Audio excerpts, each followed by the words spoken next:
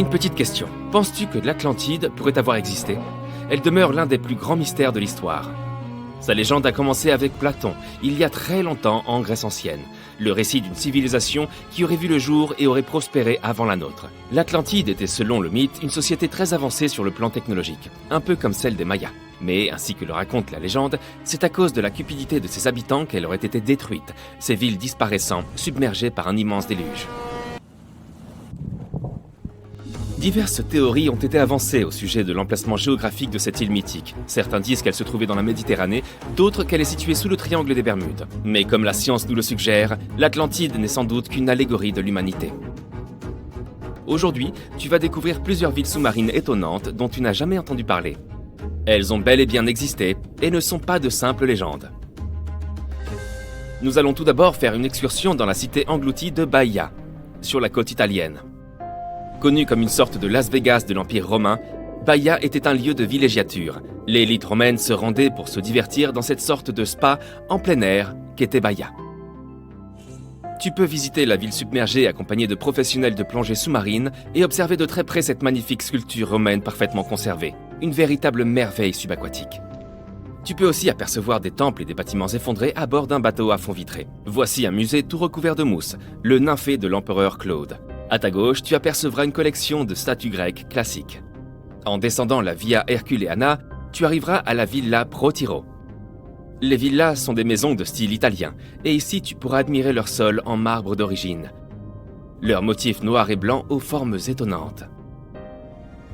Ensuite, tu arriveras à Portus Julius, avec ses murs effondrés visibles au fond de la mer.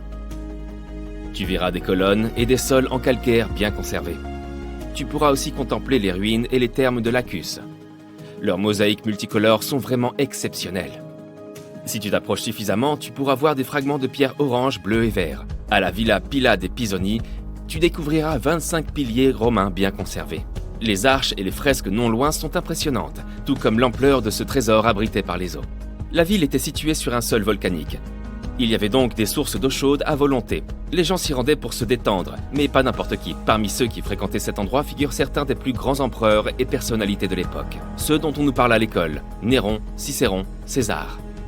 Mais vers le 8e siècle, la ville luxuriante a été mise à sac, puis abandonnée. Lentement, le niveau de la mer est monté, et la cité a peu à peu été engloutie.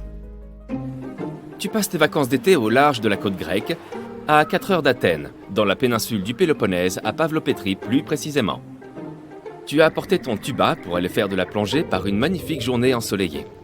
Au bout d'un certain temps sous l'eau, tu commences à remarquer des motifs au fond de la mer. À 4 mètres sous la surface, les contours d'objets familiers t'apparaissent les uns après les autres. Puis tu continues à nager, et bientôt tu aperçois ce qui ressemble à une ville. Tu te demandes comment l'eau a pu submerger cette cité. Certains rochers sont parfaitement alignés et forment ce qui semble être les fondations d'un bâtiment. C'est Nicholas Fleming, un océanographe britannique en vacances en Grèce, qui a découvert Pavlopétrie. Il documentait les vestiges abandonnés dans les fonds marins. Son équipe a fini par trouver un site entier rempli de poteries, de récipients pour le stockage, ainsi que des outils. Des moulins à bras par exemple, servant à moudre le grain afin de le transformer en farine. Les nombreuses amphores découvertes par la suite indiquent que ce site remonte à l'âge du bronze, soit il y a 5500 ans, quand les gens ont commencé à s'installer en communauté sédentaire. On pense que cette cité portuaire a été fréquentée pendant plus de 2400 ans. Pavlopétrie est aujourd'hui considérée comme la plus ancienne ville engloutie jamais découverte. Et c'est d'autant plus impressionnant de constater qu'il ne s'agissait pas d'un simple village, c'était une véritable ville, avec des bâtiments en pierre, un marché, des rues et même des places. Continuons notre exploration à la découverte d'autres villes sous-marines. Tu plonges au large de l'archipel des Ryukyu. Les eaux du Pacifique sont loin d'être calmes. Un fort courant t'entraîne dans les profondeurs de la mer. Soudain, tu aperçois une énorme structure éclairée par le soleil qui traverse jusqu'au fond des eaux. Au début, cela ressemble aux ruines de Machu Picchu, situées sur l'autre côté du globe, au Pérou. En t'approchant, tu découvres lentement ses formes. Une structure en forme de pyramide, des arches, des escaliers. Quelque chose qui aurait pu être un palais ou un château. Tout cela pourrait être le signe d'une activité humaine ancienne. Ce site est aujourd'hui connu sous le nom de structure sous-marine de Yonaguni, mais on l'appelle également l'Atlantide du Japon. Le monument entier fait environ la taille de 5 terrains de football. et sa hauteur est celle d'un bâtiment de 5 étages. Sa caractéristique la plus surprenante, ses vastes terrasses faites pour accueillir de grands rassemblements. Les explorateurs et les scientifiques pensent que Yonaguni existe depuis 10 000 ans. Mais la question de savoir s'il s'agit d'une structure construite par l'homme ou d'une formation naturelle fait toujours l'objet d'un débat. Selon le meilleur géologue marin du Japon, le professeur Masaaki Kimura, Yonaguni serait l'héritage d'une civilisation perdue. Kimura a plongé dans cette zone afin d'explorer ses ruines plus de 100 fois au cours des 10 dernières années. D'après lui, on y trouve des signes évidents d'activité humaine. Le bassin triangulaire, situé à la surface du monument, est caractéristique, par sa forme symbolique, des fontaines historiques de la région. Il y a aussi une tortue géante sculptée sur le flanc oriental de la structure. Et selon Kimura, les tortues ont une signification culturelle importante. Plusieurs fragments d'outils en pierre ont été retrouvés sur le site. Ils auraient été fabriqués il y a 10 000 ans. Cependant, tous les scientifiques ne sont pas convaincus. Nombreux sont ceux qui pensent que Yonaguni est le résultat de milliers d'années d'érosion. Le fait que le monument soit composé d'un seul bloc de roche les pousse à croire qu'il n'est pas d'origine humaine. Ses arêtes, ainsi que ses surfaces planes, ressemblent à cette formation naturelle présente en Irlande du Nord et connue sous le nom de chaussée des géants. Un ensemble de colonnes de basalte imbriquées fait penser au parvis d'un palais. Mais celles-ci sont plus probablement le résultat de l'activité volcanique locale. Continuons ensemble notre exploration sous la surface. La prochaine étape de notre voyage est l'une des villes sous-marines les plus célèbres au monde, et aujourd'hui transformée en parc archéologique. La ville de Port-Royal en Jamaïque n'existe plus que sous la surface. Mais en 1692, c'était l'une des cités les plus riches de l'hémisphère occidental. Port-Royal était alors un centre important de l'Empire britannique. Son activité commerciale attirait des voyageurs provenant des 4 coins du monde. C'était aussi le foyer des véritables pirates des Caraïbes. Mais au matin du 7 juin 1692, le sort des habitants de Port-Royal a pris une tournure absolument inattendue. Les tavernes et les restaurants, toujours débordants de vie, se sont mis à trembler. La population s'est réveillée au milieu d'un immense séisme dont la magnitude est estimée aujourd'hui à 7,5 sur l'échelle de Richter. Un des survivants a dit avoir vu la terre s'ouvrir et engloutir toute la ville. Ce qu'il a affirmé pourrait être vrai, car l'agglomération était principalement construite sur du sable. Le sol a littéralement aspiré les bâtiments, les routes et tout ce qui s'y trouvait là. Des geysers sont entrés en éruption et finalement des vagues hautes comme des immeubles de 10 étages se sont abattus sur la ville. Environ 13 hectares ont disparu sous l'eau. Et étonnamment, la plupart de ces vestiges du XVIIe siècle reposent en bon état à 12 mètres de profondeur. Dans ces ruines, les archéologues ont trouvé des tavernes, des entrepôts, des cuisines et des bâtiments de loisirs utilisés à des fins diverses. Tu peux aussi voir la grande statue d'un lion, un pont submergé ainsi que de nombreuses arches pittoresques. Et si on allait faire un tour en Inde, non loin de son littoral, se trouve une autre merveille. Un site que l'on a nommé la cité perdue de Cambay, qui repose dans le golfe du même nom. Elle est restée cachée jusqu'en 2001, jusqu'à ce que l'Institut national des technologies océaniques décide d'aller analyser l'eau de la zone. Grâce à la technologie du sonar qui envoie une sonde sonore jusqu'au fond de la mer, l'équipe de l'Institut a fait une découverte, très loin sous la surface. Les images rapportées montraient des formes géométriques réparties sur une étendue de 8 km. Ces vestiges dateraient de plus de 9500 ans. Ce qui veut dire que cette civilisation a disparu à peu près à la fin de la dernière période glaciaire. Parmi les débris récupérés sur le site, on trouve des matériaux de construction, des poteries, des perles, des sculptures et même des os. Les scientifiques ne sont pas tous convaincus de la véritable provenance de ces objets. Mais si c'est bien de là qu'ils proviennent, cela ferait de la ville perdue de Cambay la plus ancienne civilisation connue au monde. C'est l'un des endroits les plus mystérieux du monde. Noyé dans l'obscurité et à des kilomètres sous l'eau, cet environnement extrême abrite des créatures et des phénomènes hors du commun. On l'appelle la fosse des Mariannes, et c'est la fosse océanique la plus profonde sur Terre.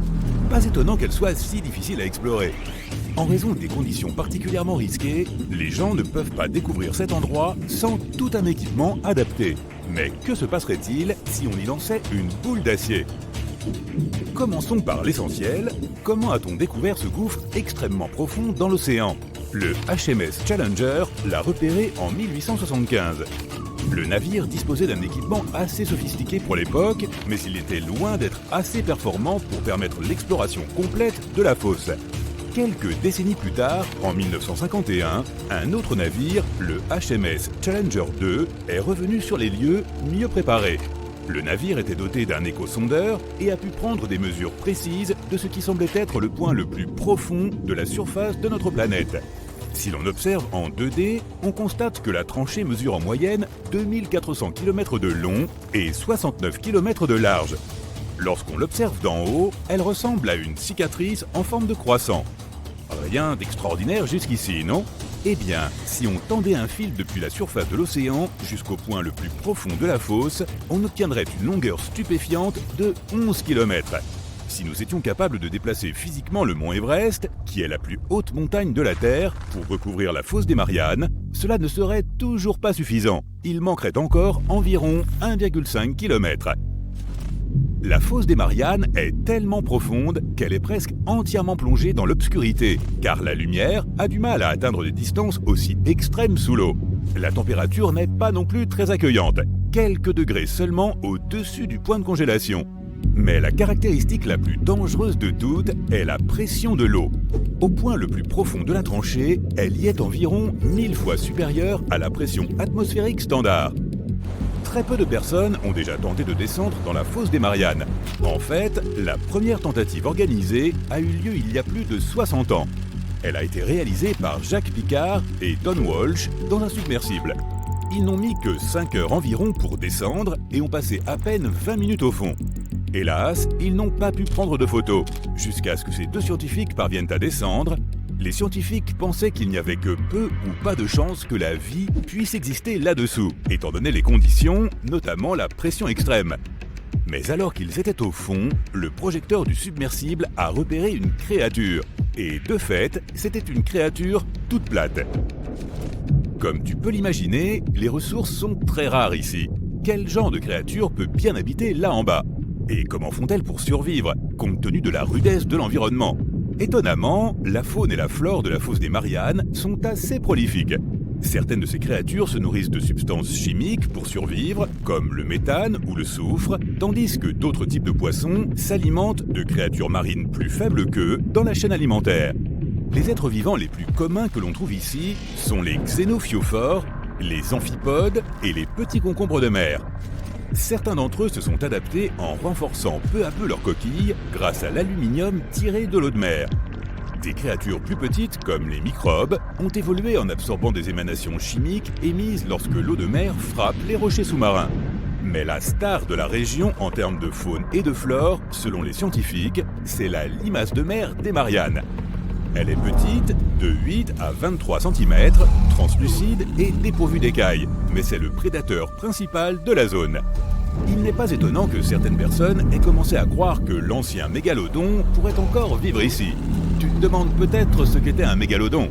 C'était le plus grand prédateur jamais connu dans l'histoire de notre planète. En fait, le plus grand et le plus méchant requin qui ait jamais vécu.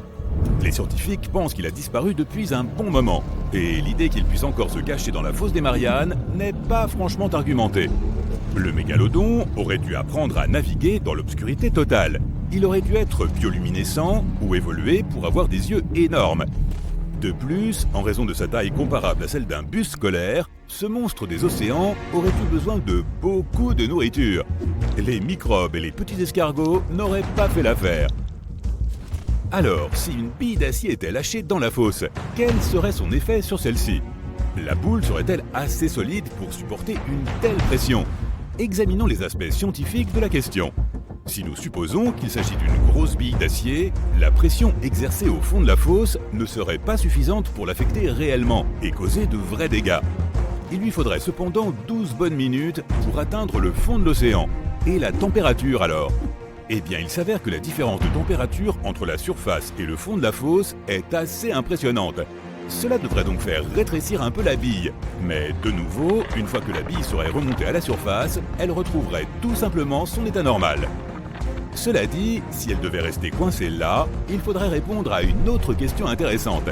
La corrosion l'affecterait-elle ? La corrosion de l'acier dépend fortement de la quantité d'oxygène dans l'eau. La quantité d'oxygène dissous dans l'eau reste constante à des profondeurs supérieures à 5 km. Je vais t'épargner les calculs, mais il faudrait plus de 10 000 ans pour que notre bille d'acier rouille complètement sous la mer. Évidemment, maintenant, je ne peux pas m'empêcher de me demander ce qu'il nous faudrait à nous, les humains, pour pouvoir survivre à des profondeurs aussi extrêmes. Voyons ce qui a été utilisé dans le passé pour explorer ce lieu mystérieux. Une petite chose appelée mousse syntactique.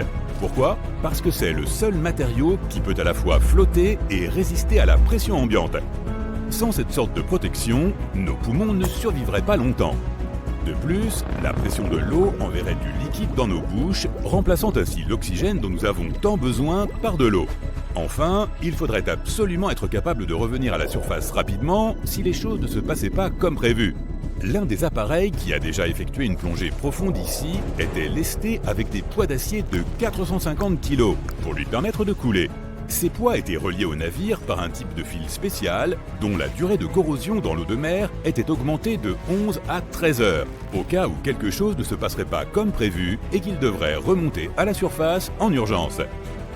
Étant donné les conditions difficiles qui règnent ici, le problème de l'approvisionnement en oxygène est également crucial. Tout véhicule souhaitant descendre dans la fosse des Mariannes devra envisager un dispositif permettant de recycler l'air afin de réduire la quantité d'oxygène à transporter. Et le dernier problème, mais non le moindre, serait l'électricité. Il n'y a évidemment pas de prise de courant en bas pour charger ton téléphone. Il faut donc que la batterie ait une autonomie suffisante pour assurer toutes les fonctions nécessaires. Communication, approvisionnement en oxygène, dispositif d'éclairage, etc. Mais aucun de ces problèmes ne semble plus être vraiment un défi, puisque depuis peu, il est possible de faire une excursion jusque dans la fosse des Mariannes. 3 chanceux ont participé à ce projet en 2020. Ils ont été immergés dans une sphère en titane de 9 cm d'épaisseur. Cela leur a permis de ne ressentir aucun changement de pression, ni aucun stress physiologique. Chacun des passagers a effectué un voyage individuel d'une durée estimée à environ 14 heures. La descente elle-même a duré plus de 4 heures. Nombre de créatures d'épouvante pullulent, bien loin de la surface. Comme ce vampire des abysses, qui vit à près de 1000 mètres de profondeur, dans une obscurité quasi totale. Ce calmar possède une cape semblable à celle d'un vampire, et c'est à cela qu'il doit son surnom. Dans les profondeurs de l'océan, il ne peut pas utiliser d'encre pour se défendre. Cet animal a donc développé une tactique inhabituelle. Il se met à luire légèrement pour effrayer ses prédateurs. Si cette tactique échoue, le vampire des abysses peut retourner son corps comme un gant, révélant de petites épines.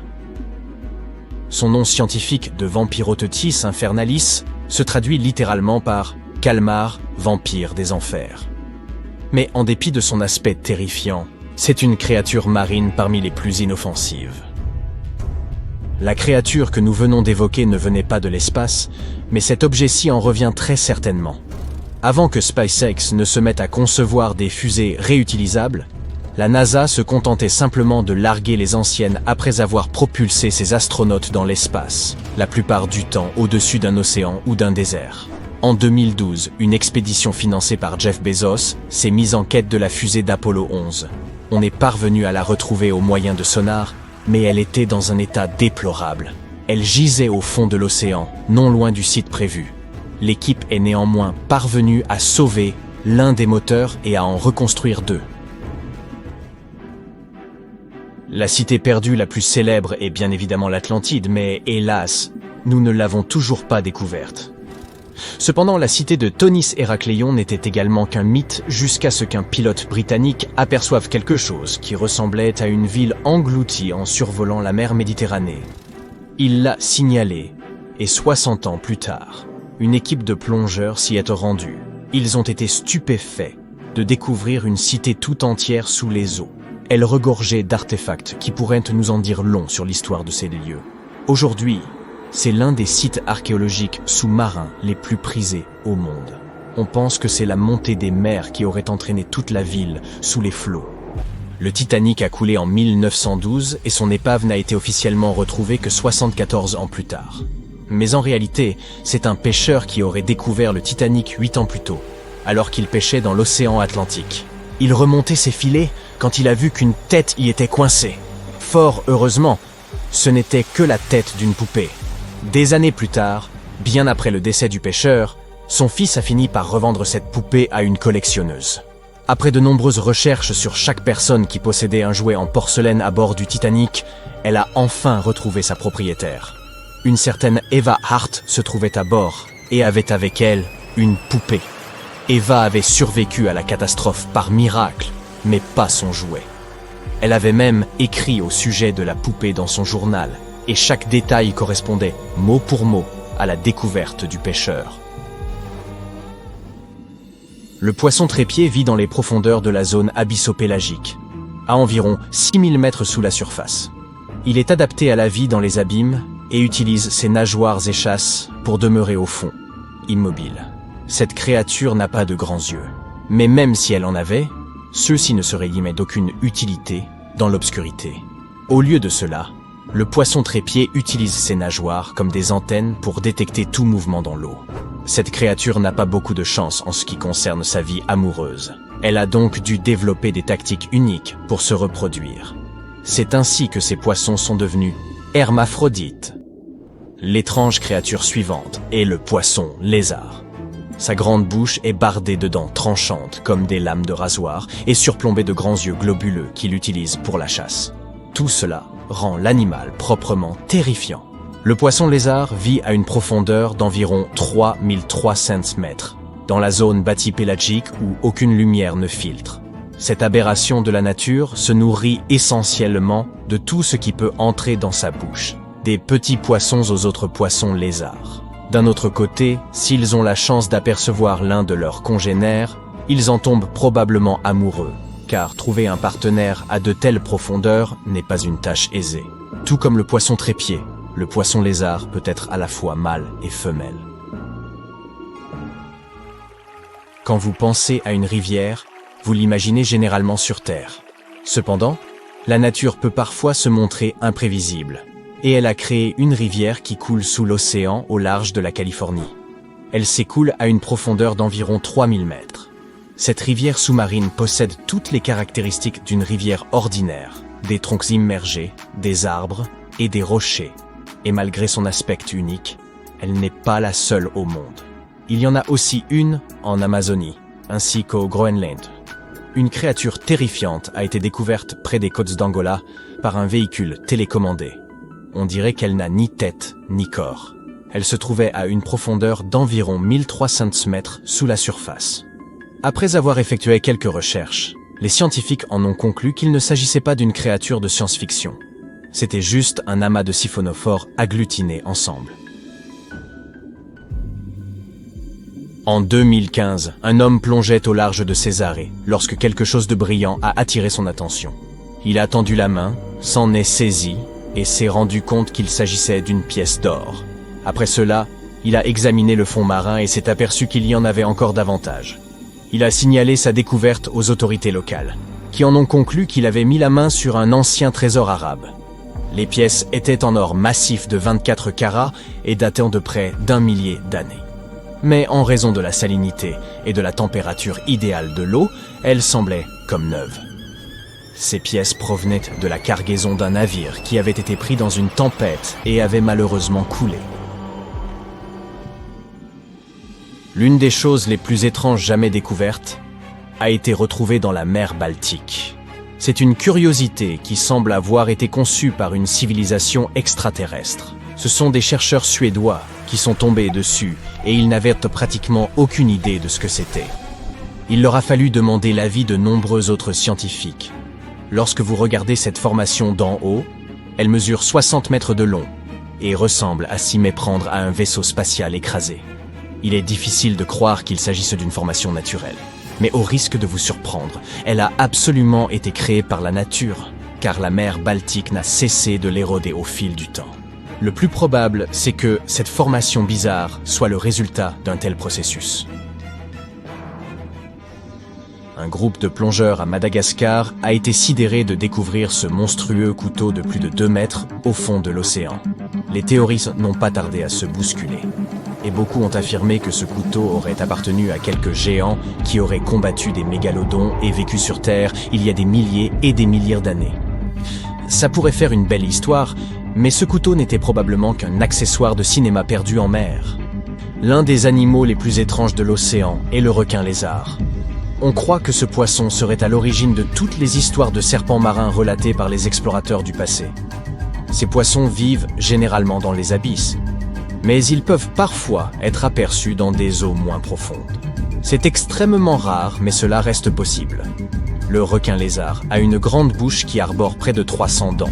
Il possède également un long corps semblable à celui d'un lézard, et il s'agit d'une espèce de requin vraiment unique. Sa proie peut mesurer jusqu'à la moitié de sa propre taille, car l'estomac de ce requin est semblable à celui d'un serpent, capable d'avaler d'énormes poissons et crustacés. Apercevoir quelques vers de terre dans votre jardin n'est pas bien grave, mais après avoir vu un ver de 8 mètres de long dans l'océan, vous risquez de mouiller encore un peu plus votre combinaison de plongée. Un tel ver est extrêmement rare, et il est complètement inoffensif pour les humains. Car en réalité ce n'est pas un ver géant, il s'agit d'un amas de zooïdes collés ensemble dans une formation semblable à un ver. Ils ne nourrissent généralement de plancton, de bactéries, et d'autres petites choses qui peuvent être glanées dans l'océan. La chose la plus effrayante dans l'océan est qu'il soit 100%. La majeure partie de l'océan est encore entourée de mystères, qu'il s'agisse de coins sombres ou de créatures qui se cachent dans les abysses. Mais parfois, il nous donne un aperçu des choses effrayantes qu'il abrite dans ses profondeurs froides et obscures. Par exemple, lorsque tu entends aux nouvelles que des créatures des profondeurs se sont échouées sur le rivage après la dernière tempête, certaines ont juste l'air bizarres, tandis que d'autres sont de véritables monstres d'épouvante qui vivent à plus de 1000 mètres de profondeur. Les parties les plus froides et les plus profondes de l'océan ont engendré un phénomène spécifique que l'on nomme gigantisme. Ainsi, les araignées de mer, les calmars, les vers et de nombreux autres animaux, principalement des invertébrés, c'est-à-dire des créatures dépourvues de colonne vertébrale, sont tous beaucoup plus gros et effrayants que les versions que nous observons dans les zones moins profondes. Dans les profondeurs du Pacifique, on peut trouver une éponge de mer aussi grande qu'un monospace, ou encore le Mesonychotetis hamilton ou calmar colossal, qui vit dans les eaux subantarctiques et qui est près de 14 fois plus long que l'encornet minami ou Nototodarus sloani, un type de calmar qui vit principalement au large de la Nouvelle-Zélande. Les chercheurs ont trouvé quantité de ces monstres sous-marins dans la zone abyssale de l'océan, entre 4000 et 6000 mètres de profondeur. En 2021, les chercheurs sont parvenus à ramener des images de la méduse fantôme géante. Elle se trouvait à une profondeur de 1000 mètres et ses tentacules s'étendaient sur 10 mètres de long. Je n'aimerais pas tomber là-dessus à la plage. Elle ne se nourrit probablement que de petits poissons et de plancton, mais elle peut nager jusqu'à des profondeurs de plus de 6500 mètres. Et là-bas, cette méduse géante ne trouve pas assez de nourriture. Comment survit-elle alors ? Les scientifiques n'ont pas encore trouvé la réponse à cette question. Et il y a encore davantage d'interrogations au sujet du calmar géant, le plus grand membre de son espèce jamais découvert. Ce monstre mesure 13 mètres de long et pèse près d'1 tonne. Imagine que ses tentacules se saisissent de ta voiture ou de tout objet de ce genre. Ils l'écraseraient comme s'il s'agissait d'un jouet. Il n'y a pas la moindre lumière dans les abysses, car les rayons du soleil ne peuvent pas pénétrer aussi profondément. Il ne s'y trouve donc pas d'algues ni de plantes sous-marines. La faune locale se nourrit donc principalement de neige. La neige marine n'est pas comme celle que l'on utilise pour faire des bonshommes de neige. Il s'agit de tous les petits débris ou détritus qui pleuvent de la surface de l'océan, peut-être même des restes que les prédateurs n'ont pas pu terminer là-haut. Ce n'est donc pas grand-chose. Mais apparemment, cela suffit aux créatures qui se cachent dans les profondeurs, comme les calmars géants. Les calmars qui vivent en général à de telles profondeurs ne se donnent pas la peine d'aller chercher leur proie. Ils attendent simplement que le pauvre animal nage jusqu'à leurs longs tentacules et tombe dans le panneau. Ce n'est peut-être pas la technique la plus efficace, car peu d'animaux se risquent à nager dans ces zones sombres et froides. Mais cette méthode permet d'économiser de l'énergie. Un calmar géant n'ingère qu'environ 30 grammes de poisson par jour, ce qui représente environ 45 calories. C'est près de 50 fois moins de calories que ce qu'une personne moyenne devrait consommer par jour. Ainsi, lorsqu'un calmar prend un poisson, il le garde pour quelques jours. On espère que les calmars géants n'auront pas l'idée de remonter à la surface pour chercher de la nourriture quand il n'y en aura plus assez dans les abysses. Et on souhaite ardemment que les requins géants du Groenland, encore plus nombreux, n'auront pas la même idée. On les trouve à des profondeurs allant jusqu'à 2200 mètres. Ils nagent 3 fois plus lentement que nous ne nous déplaçons à pied, soit une vitesse d'1,2 km/h. Cette lenteur fait partie du mécanisme d'économie d'énergie dont les créatures des profondeurs ont besoin pour survivre. Mais ces requins peuvent effectuer de courtes pointes de vitesse lorsqu'ils cherchent à attraper une proie. Toutefois, ils ont en quelque sorte changé de régime alimentaire, passant de prédateurs à charognards, compte tenu de leur environnement, car il y aura toujours plus de restes tombant de la surface que d'animaux à chasser. Les requins du Groenland ne grandissent que d'1 cm par an, et un individu moyen mesure en général 6,5 mètres de long, ce qui signifie qu'ils vivent extrêmement longtemps, parfois jusqu'à 400 ans. Ils ont également un métabolisme très lent, ce qui est l'un des principaux facteurs de leur longévité. Les requins du Groenland aiment passer du temps dans les eaux froides. Ils y sont adaptés car leurs tissus contiennent des composés chimiques spécifiques qui empêchent la formation de cristaux de glace sur l'ensemble de leur corps. Cela signifie qu'ils disposent d'une sorte d'antigel naturel. Qu'est-ce qui les rend si grands? Les scientifiques n'en sont toujours pas certains, mais certaines théories tentent de l'expliquer. Selon la loi de Kleiber, les animaux plus gros ont tendance à être les plus efficaces. Il suffit de comparer un petit poisson à une baleine, dont la masse est des centaines de fois supérieure. La baleine a un bien meilleur métabolisme. Elle conserve l'énergie plus efficacement et en disperse moins dans l'environnement sous forme de chaleur. Les animaux plus gros peuvent ingérer des proies plus grosses. Ils sont plus à même de faire face à des problèmes difficiles dans leur environnement ou de se défendre contre les prédateurs qui s'en prennent à eux. En outre, le corps grossit lorsque les températures sont plus basses. Le requin du Groenland en est un parfait exemple, tout comme les araignées de mer géantes. Les araignées de mer sont assez communes et on en trouve de très petites, d'une taille d'1 millimètre même. Mais dans les zones les plus profondes de l'Antarctique, elles deviennent des géantes d'1 mètre de long. Si elles deviennent si grandes, c'est parce que l'eau froide contient plus d'oxygène. L'oxygène se diffuse donc davantage dans le corps de l'animal, ce qui lui permet de grandir. Oui, à la fois comme organisme et comme créature de cauchemar. Et que dire de ce ver tubicole géant, le Riftia pachyptila? Des chercheurs l'ont découvert accidentellement alors qu'ils sondèrent les mystères du fond de l'océan Pacifique. Ils sont tombés sur des cheminées hydrothermales inhabituelles. C'est la chaleur volcanique qui est à l'origine de celle-ci. Lorsque l'eau s'infiltre par des failles ou des fissures dans la roche, ces évents changent de direction. Et lorsque l'eau en ressort, elle est riche en minéraux et en composés chimiques. La plupart des animaux ne pourraient jamais survivre à cette soupe toxique, mais pas ces vers tubicoles. Cela a été une véritable surprise. Car non seulement ils ne sont pas gênés par ces cheminées toxiques et par la température presque bouillante de l'eau, mais ils y ont développé des écosystèmes entiers. Ils sont uniques parce qu'ils n'ont pas besoin de la lumière du soleil pour survivre. Au lieu de cela, de petites bactéries constituent leur principale source d'énergie. Ces bactéries tirent leur énergie directement de ces haies composés chimiques toxiques. Il ne s'agit donc pas de photosynthèse, mais d'un processus appelé chimiosynthèse. Et ces haies vers tubicoles n'ont pas de bouche.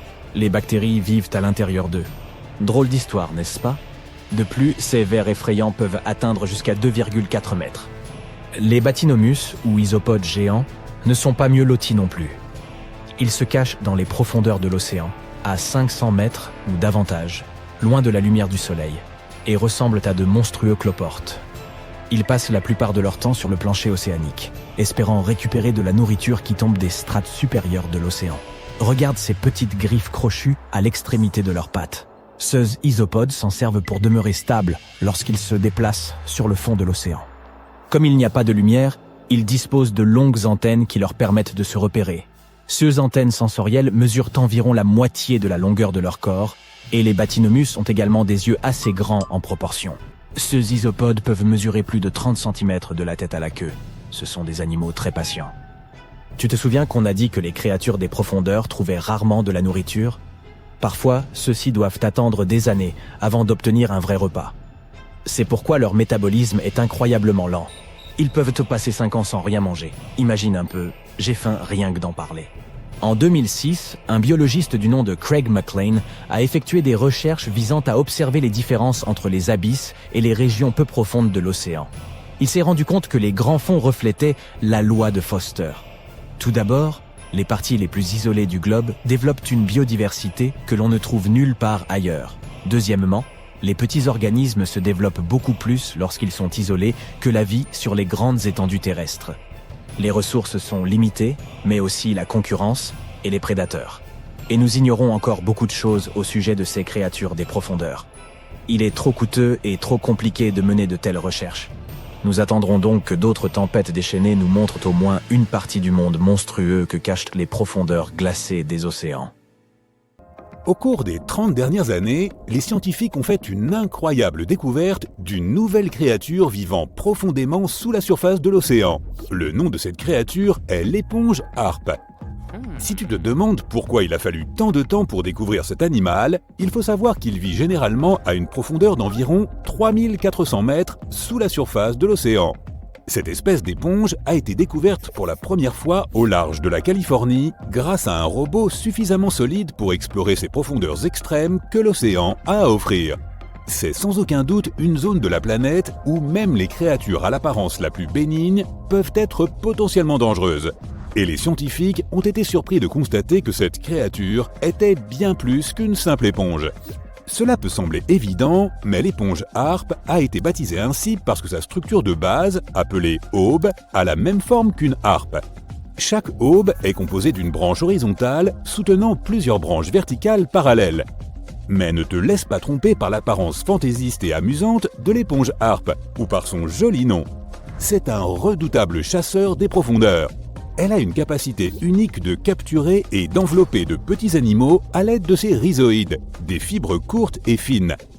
Grâce à elle, l'éponge harpe s'accroche au fond vaseux et mou de l'océan et attrape les minuscules créatures qui se retrouvent prises dans ses branches par les courants des profondeurs. D'autres créatures spongieuses se nourrissent souvent en prélevant des bactéries et des morceaux de matière organique de l'eau de mer et en les filtrant à travers leur corps. Mais pas notre éponge harpe. Au lieu de cela, elle attrape son futur repas avec de minuscules crochets barbelés qui recouvrent chacune de ses branches. L'éponge harpe a une préférence pour les petits crustacés comme les crabes, les écrevisses et les crevettes. Une fois qu'elle en tient un dans ses griffes, elle enveloppe l'animal d'une fine membrane avant de commencer à le digérer lentement. Les chercheurs pensent que l'éponge harpe utilise cette méthode d'alimentation car il n'y a pas assez de nutriments en profondeur.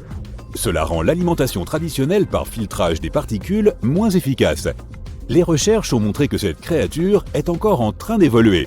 Les premières éponges harpes que les chercheurs ont trouvées n'avaient que 2 aubes. Mais plus tard, les scientifiques ont découvert d'autres spécimens qui avaient 6 aubes. L'éponge harpe pourrait avoir évolué vers cette structure élaborée, ressemblant à un bougeoir, pour augmenter sa surface. En général, les éponges harpes atteignent une taille de 30 cm, mais les chercheurs en ont trouvé une qui en faisait le double. L'éponge harpe est aussi belle que rare. Tu vois ces petites boules blanches au sommet des branches ? Maintenant, pourquoi ne pas se pencher sur d'autres créatures qui vivent sous la zone photique des océans de la Terre ? Il s'agit de la zone située sous la surface de l'océan qui reçoit encore un peu de lumière du soleil. Grâce à cela, de nombreux organismes et créatures y prolifèrent. Tout animal vivant au-delà de cette zone est considéré comme une créature abyssale. Le ver Annelide tomopteris est un ver segmenté que l'on trouve dans la zone crépusculaire de l'océan. Il s'agit de la zone qui se trouve entre 200 et 1000 mètres sous la surface. Ces créatures ne font souvent pas plus de 2,5 cm de long, mais les plus grandes d'entre elles peuvent mesurer jusqu'à 30 cm. Lorsqu'ils nagent et se nourrissent, ces vers effectuent ce que les chercheurs décrivent comme une incroyable danse. En effet, ils peuvent nager à grande vitesse et opérer très facilement des virages à des angles serrés.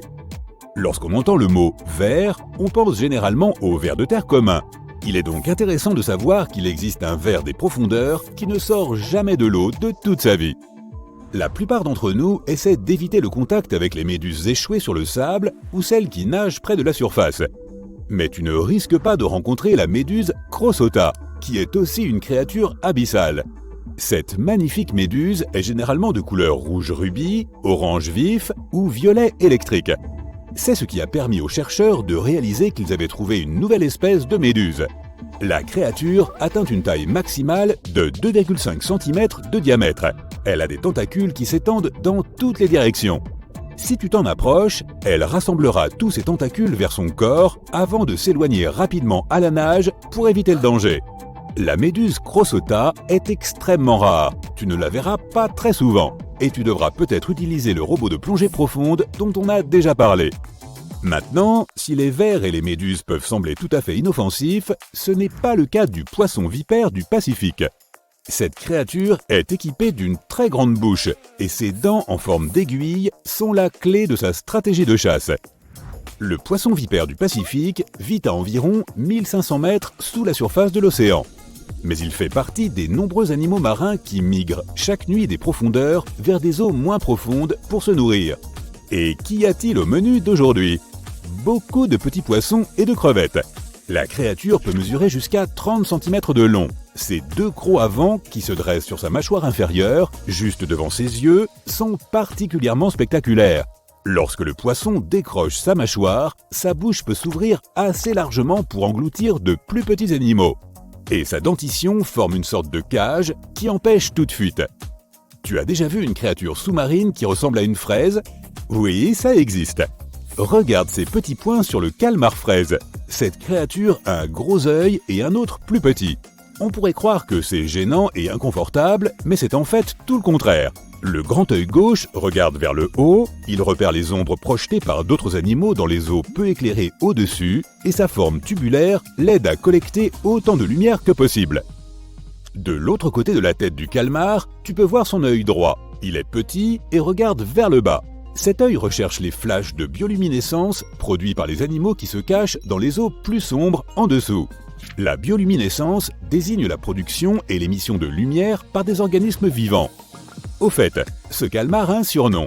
Il est connu sous le nom de calmar qui louche. Cela est simplement dû à la différence de taille remarquable entre ses deux yeux. Comme la lumière n'atteint pas les profondeurs de la mer, le corps du calmar fraise semble noir. Cela l'aide à se cacher de ses prédateurs comme les requins et les dauphins. En général, le calmar fraise atteint une longueur de 13 cm. Il vit à environ 900 mètres sous la surface, mais nage vers des eaux moins profondes la nuit. L'étoile à plumes est une créature marine sans colonne vertébrale, mais avec des membres en forme de plumes qui rayonnent à partir du centre de son corps. Cette créature est apparue pour la première fois il y a environ 200 millions d'années. Apparentée aux étoiles de mer, elle ressemble à une fleur. Mais si tu t'en approches, elle s'éloigne rapidement à la nage. Mais toutes les étoiles à plumes ne savent pas nager. De nombreuses espèces ne peuvent que ramper sur le fond de la mer. Comme certaines des autres créatures des profondeurs que nous avons examinées, l'étoile à plumes peut s'adapter à son environnement. Elle a la capacité effrayante de se débarrasser de ses membres, de la même façon que certains lézards peuvent se débarrasser de leur queue. Cela l'aide aussi probablement à échapper à ses ennemis. Les étoiles à plumes vivent partout dans le monde, de l'équateur au pôle, du sommet des récifs des eaux peu profondes aux profondeurs abyssales de la mer. Dans la catégorie des créatures mystérieuses, le nom de celle-ci est tout à fait approprié. Le vampire des abysses pourrait être le symbole officiel de la faune des profondeurs. Il a un corps rouge foncé, d'énormes yeux bleus et une toile semblable à une cape qui s'étend entre ses 8 bras. Ses caractéristiques ainsi que son nom peuvent suggérer que la créature est une sorte de chasseur terrifiant. Mais en réalité, le vampire des abysses est une créature timide au corps mou, de la taille, de la forme et de la couleur d'un ballon de football américain. Il atteint une longueur d'environ 30 cm et vit à 900 mètres sous la surface. Il n'y a presque pas d'oxygène à cette profondeur, mais aussi relativement peu de prédateurs. Tu sais nager ?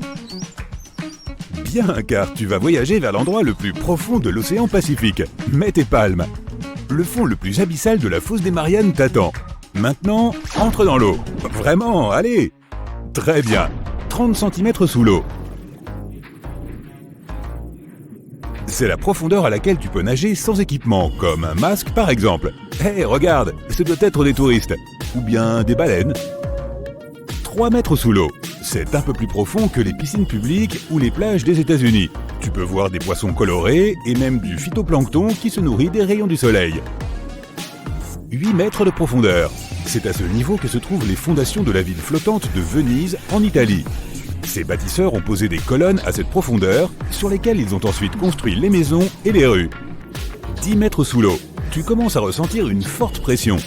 À la surface, tu te trouves sous la pression atmosphérique, 1 kg force par centimètre carré. Mais ici, à 10 mètres, cette pression est doublée. Toutes les poches d'air de ton corps, dont tes poumons ou tes oreilles par exemple, commencent à se comprimer à cause de cette pression, ce qui te met mal à l'aise. Mais ne t'inquiète pas, tes organes sont souples et élastiques. Tu peux continuer à descendre. 12 mètres sous l'eau. Oups, tu commences à manquer d'air. Une personne peut en moyenne retenir sa respiration pendant 30 à 90 secondes. L'impressionnant record actuel est de 24 minutes et 37 secondes. Bon, tu auras besoin d'un équipement de plongée pour continuer ta descente. Et voilà, tu prends de la bouteille, dis donc. Les touristes plongent à cette profondeur pour observer les récifs et les coraux. Tu n'as pas besoin de compétences particulières pour cela, mais tu ne peux pas plonger plus profond sans formation ni permis.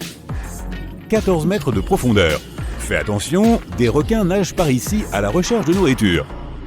Parfois, les touristes descendent à cette profondeur dans une cage sécurisée pour voir ces bêtes de près. Il vaut mieux rester à l'écart de ces prédateurs et ne pas attirer leur attention. Assure-toi donc de ne pas porter de bijoux brillants. Les requins adorent ce genre de choses. 19 mètres sous l'eau. À cette profondeur, tu pourrais voir le laboratoire Aquarius Reef Base de Floride. Il s'agit d'un bâtiment entier avec des pièces pour explorer les fonds marins, le tout accessible par une trappe. 32 mètres de profondeur. Tu vois une étrange cloche suspendue à une chaîne. Les gens utilisaient cet objet pour plonger en eau profonde il y a environ 400 ans. Ils descendaient une cloche depuis un bateau au moyen de chaînes avec des plongeurs à l'intérieur. Il y avait assez d'air dans la cloche pour qu'ils puissent respirer. De cette façon, ils pouvaient explorer les navires naufragés et récupérer leurs trésors. 42 mètres. À cette profondeur, tu trouveras une ville entière engloutie dans le lac Qiandao en Chine. Tu peux encore y voir des rues, des maisons et des temples. 100 mètres. Waouh! Tu as failli percuter une énorme baleine bleue. Comment as-tu pu ne pas la voir? Ces animaux qui font la taille de 2 wagons de train plongent généralement à cette profondeur. Chut! Écoutons-les chanter quelques instants. C'est magnifique. Continuons. 200 mètres. C'est là qu'une grande partie de la vie océanique s'arrête. Les rayons du soleil pénètrent à peine plus bas. Au-dessous, il n'y a plus que des poissons très étranges comme cette baudroie que tu vois là. S'ils sont si bizarres d'aspect, c'est parce qu'ils ont dû s'adapter à la haute pression qui règne ici. 214 mètres sous l'eau. Après ça, tu ne verras plus un seul humain sans équipement de plongée. Cet homme détient le titre de l'homme le plus profond du monde, car il est le seul à avoir réussi à atteindre une telle profondeur. La pression de l'eau sur son corps à ce niveau était 20 fois supérieure à celle qu'on trouve à la surface. 300 mètres. C'était quoi ce bruit? Oh là, un sous-marin! C'est la profondeur maximale à laquelle ils peuvent descendre. Certains d'entre eux peuvent atteindre une vitesse de 42 km/h.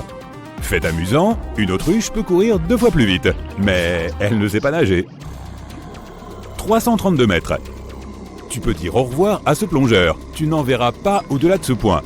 Le record du monde a été établi dans la mer Rouge. Il n'a fallu que 12 minutes au plongeur pour atteindre cette profondeur. Mais il lui a fallu 15 heures pour revenir à la surface, afin d'éviter l'accident de décompression. Alors maintenant, tu enfiles ta combinaison de plongée profonde. Elle est complètement étanche et tu ne sentiras pas la pression incroyablement forte de l'eau sur ton corps. 443 mètres. Si tu mettais l'Empire State Building dans l'eau, son extrémité se trouverait ici. Et toute la moquette à l'intérieur serait mouillée. 700 mètres sous l'eau. La pression de l'eau ici est 70 fois plus élevée qu'à la surface. Les parties en plastique souple de ta combinaison ne peuvent pas résister à ce genre de pression. Mais une livraison d'urgence arrive. C'est un submersible de grande profondeur. Maintenant, tu peux continuer à descendre jusqu'au fond. 830 mètres. Ici, tu verrais la pointe du plus haut bâtiment du monde, le Burj Khalifa. Mais qui donc s'amuse à mettre tous ces immeubles dans l'eau? 1641 mètres. C'est la profondeur de l'un des lacs les plus anciens et les plus profonds du monde, le lac Baïkal. Sa superficie est légèrement supérieure à celle de la Belgique. 2450 mètres. C'est la profondeur record atteinte par la plateforme pétrolière Perdido dans le golfe du Mexique. Et sa partie supérieure émergée, composée de 3 ponts, est presque aussi haute que la tour Eiffel. 3646 mètres. C'est la profondeur moyenne de l'océan Atlantique. Tu peux y voir un énorme tube aussi large que le cou d'une girafe. On dirait qu'il n'a pas de fin. Ce câble reliait l'Europe et l'Amérique du Nord et servait autrefois aux communications télégraphiques. 3750 mètres sous l'eau. Soudain, dans l'obscurité, tu aperçois la silhouette d'un navire. Pas possible, mais c'est le Titanic. La pression intense de l'eau écraserait complètement une personne à cette profondeur. Tu ne peux donc plonger jusqu'au Titanic que dans un sous-marin. 4000 mètres. C'est ici que s'arrête la mine la plus profonde au monde, la mine d'or de Mponeng en Afrique. Mais il existe encore des endroits plus profonds à visiter. Accélère. 6100 mètres. Ici, tu peux voir les débris les plus profondément engloutis d'un vieux navire. L'USS Johnston a coulé il y a plus de 70 ans. Tu peux encore clairement voir le numéro 557 sur sa proue. 8000 mètres. Ici, dans cette obscurité totale, tu trouveras le poisson le plus abyssal du monde, la limace de mer des Mariannes. Elle fait la longueur d'un chat domestique et a une peau presque transparente. Ses yeux sont peu développés pour la vision, car la lumière du soleil n'atteint jamais cette profondeur. 8850 mètres. Si tu prends le mont Everest, que tu le retournes et que tu le plantes dans la fosse des Mariannes, c'est exactement là que tu verrais sa pointe. Même s'il s'agit du point le plus haut de notre planète, il te reste encore un long chemin à faire jusqu'au fond. 10 900 mètres sous l'eau. Ici, dans le Challenger Deep, tu peux encore voir des créatures vivantes. Mais tu auras besoin d'un microscope pour cela. Les bactéries qui vivent ici se nourrissent de molécules organiques similaires au pétrole. Un peu plus profond. Félicitations, tu viens de toucher le fond. Tu te trouves à 11 000 mètres de profondeur. La pression ici est 1071 fois plus élevée qu'à la surface. Mais tu n'es pas la première personne à être venue ici. L'une des dernières expéditions au fond de la fosse des Mariannes a eu lieu en 2012. Un cinéaste américain y est descendu dans un sous-marin qu'il avait lui-même conçu. Mais la pression a cassé certains moteurs, il lui a donc été difficile de manœuvrer. Le sonar a lui aussi été endommagé et certaines des batteries se sont vidées. Il est resté dans le Challenger Deep pendant environ 3 heures et a pris de nombreuses photos et vidéos. Si tu regardes attentivement le fond lui-même, tu peux voir des bulles. C'est du dioxyde de carbone et du soufre liquide. Le dioxyde de carbone est liquide ici à cause de la pression extrême et de la température proche du point de congélation. Mais il y a encore de la vie ici, dans ces conditions plus que difficiles. Les 3 micro-organismes les plus courants sont les xénophyophores, les amphipodes et les petits concombres de mer. S'il y en a si peu, c'est qu'il n'y a pas beaucoup de nourriture ici. Généralement, on trouve beaucoup de feuilles de palmier au fond de l'océan. Elles descendent de la surface jusqu'ici. Mais la fosse des Mariannes est à 200 km des îles les plus proches. Donc la seule nourriture qu'on trouve, c'est du vieux plancton et des écailles de poissons provenant des couches supérieures de l'océan. Mais ils doivent parcourir des milliers de mètres avant que les habitants des fonds marins puissent s'en nourrir. Tu voudrais aller encore plus profond à l'intérieur de la croûte terrestre ? Dans ce cas, tu devras dégainer ta foreuse géante et allumer tes moteurs à réaction. Si tu descends encore de 60 km à travers la croûte terrestre, tu trouveras sa limite. Tu es maintenant dans le manteau supérieur. C'est un océan de lave chaude profond de 2900 km. Tu devras le traverser à la nage pour atteindre le noyau externe, d'une profondeur de 2200 km. Ensuite, tu atteindras le noyau interne. Encore 1215 km et... Félicitations, tu es au centre de la Terre. Ça me gêne un peu de demander, mais... Comment on sort d'ici ? Bonjour. Tu sais où se trouve l'endroit le plus profond du monde ? Je pense que c'est dans l'océan Pacifique, ici, près des Philippines et de la Papouasie-Nouvelle-Guinée. C'est la fameuse fosse des Mariannes. Alors prenons un mètre à ruban, un qui est très long, et attachons son extrémité à la surface du bateau. Maintenant, on retient notre souffle et on saute dans l'eau. Des poissons et des animaux marins nagent à proximité. Nous descendons plus bas dans les profondeurs et dans l'obscurité totale. Et après plusieurs heures, nous atteignons Challenger Deep.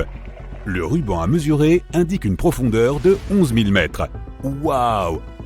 La célèbre fosse des Mariannes n'est pas l'endroit le plus profond de la Terre comme tout le monde le pensait.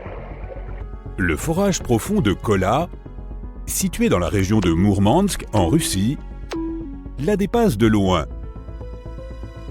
Et les scientifiques y ont découvert quelque chose d'inhabituel et de sinistre. Lorsque les géologues ont foré le trou, ils ont pu atteindre la profondeur de 14,5 km. Et puis, ils ont rencontré des vides.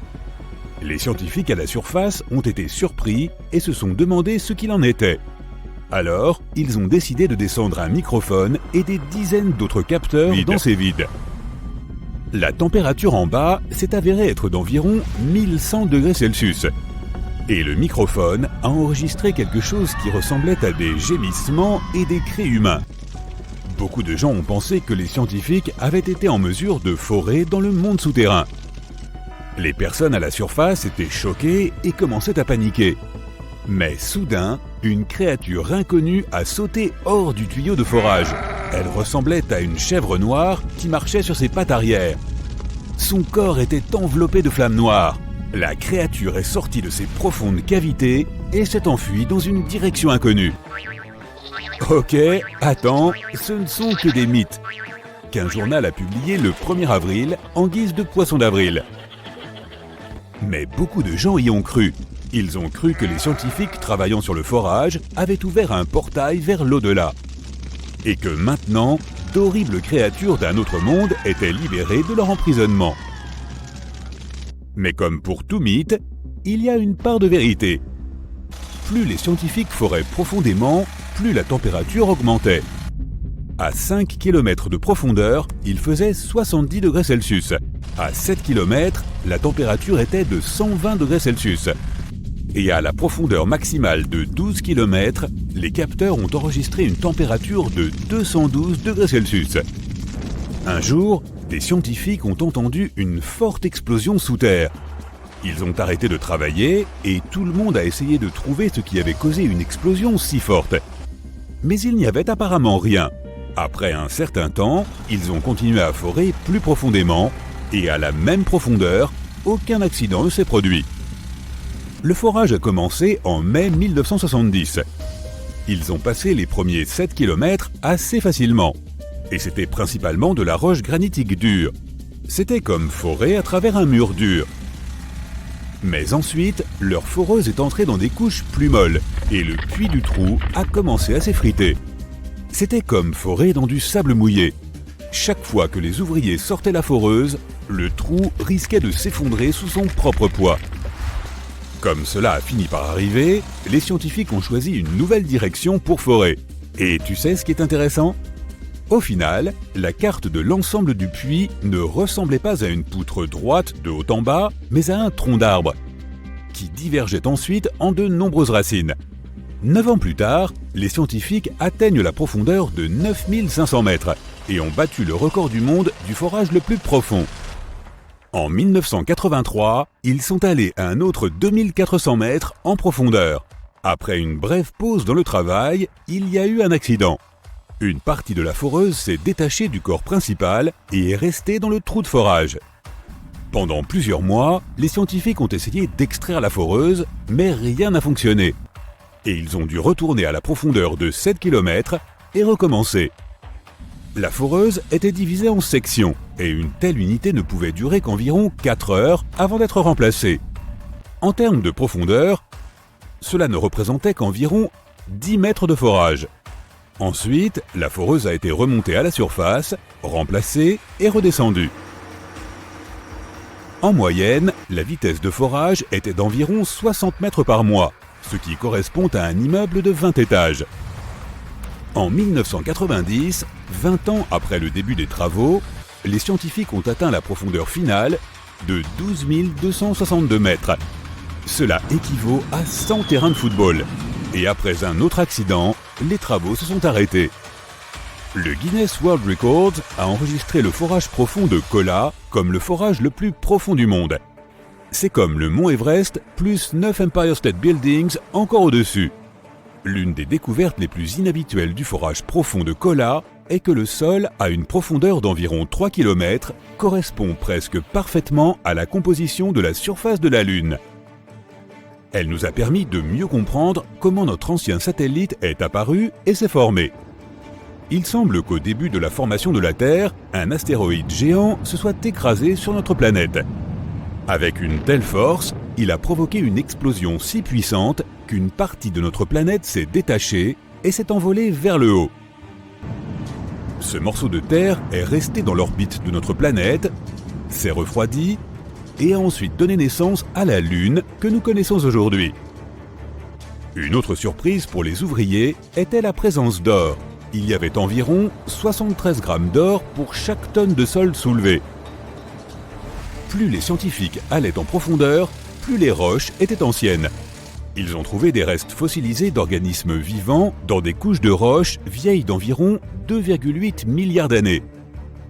Cela a semé une vague d'excitation dans le monde de la science, car cela signifiait que la vie sur notre planète était apparue 1,5 milliard d'années plus tôt que prévu. Au début des années 1990, ils ont arrêté le projet de forage. Petit à petit, les bâtiments autour du forage et l'équipement de forage ont été perdus. Aujourd'hui, beaucoup de touristes visitent l'endroit.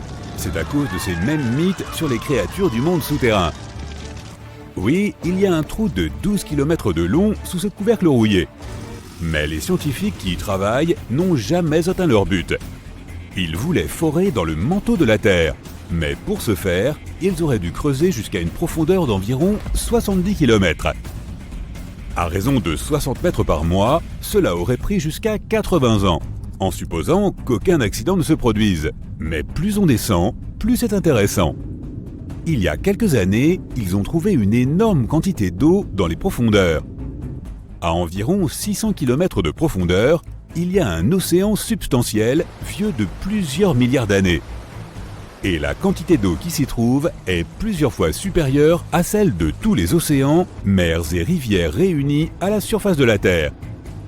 L'eau y est brûlante, à une température de 1500 degrés Celsius. Mais comme elle est sous une pression énorme, elle ne s'évapore pas. Elle est enfermée dans une structure cristalline de minéraux. Cet océan s'est formé au premier stade du développement de notre planète, lorsqu'il n'y avait que de la lave chaude et des débris de corps spatiaux. Mais la chose la plus excitante que tu puisses trouver en forant est les organismes vivants. Ils sont là, isolés depuis des milliards d'années, et ils peuvent nous donner un indice sur la façon dont la vie est apparue en premier lieu. Les scientifiques de l'Antarctique ont créé un forage similaire. Un lac entier, la moitié de la taille du lac Ontario, a été découvert sous l'épaisse glace.